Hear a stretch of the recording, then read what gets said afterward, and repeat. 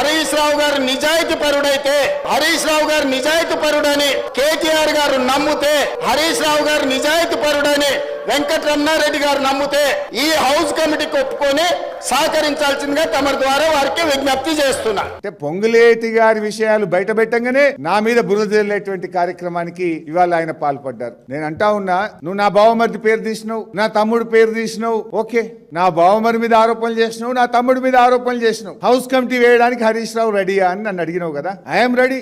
నీ తమ్ముళ్ళు చేసిన భూ కుంభకోణాల మీద, నీ తమ్ముళ్ళు చేసిన టీడీఆర్ కుంభకోణాల మీద, నీ తమ్ముడు చేసిన కేఎల్ఎస్ఆర్ టెండర్ల కుంభకోణం మీద నువ్వు రెడీ అయితే నా తమ్ముడి మీద నేను కూడా రెడీ. ఇద్దరం కూడా ఎంక్వైరీకి ఇద్దాం. నా బావమరిది మీద ఆరోపణ చేసినావు కదా, నేను రెడీ. నీ బావమరిది సృజన్ రెడ్డి అమృత్ టెండర్లలో చేసిన కుంభకోణం మీద, నీ బావమరిది సృజన్ రెడ్డి సింగరేణిలో ఓబీ టెండర్లలో చేసిన కుంభకోణాల మీద నువ్వు రెడీ అయితే నేను రెడీ. రేవంత్ రెడ్డి, ఇంకో మాట చెప్తున్నా, నేను చెప్పిన హౌస్ కమిటీ వేయకు, నువ్వు చెప్పిన సిబిసిఐడి వద్దు. ఇద్దరం కలిసి హైకోర్టు సిట్టింగ్ జడ్జి చేత విచారణ జరిపిద్దాం. Are you ready mister Revanth Reddy?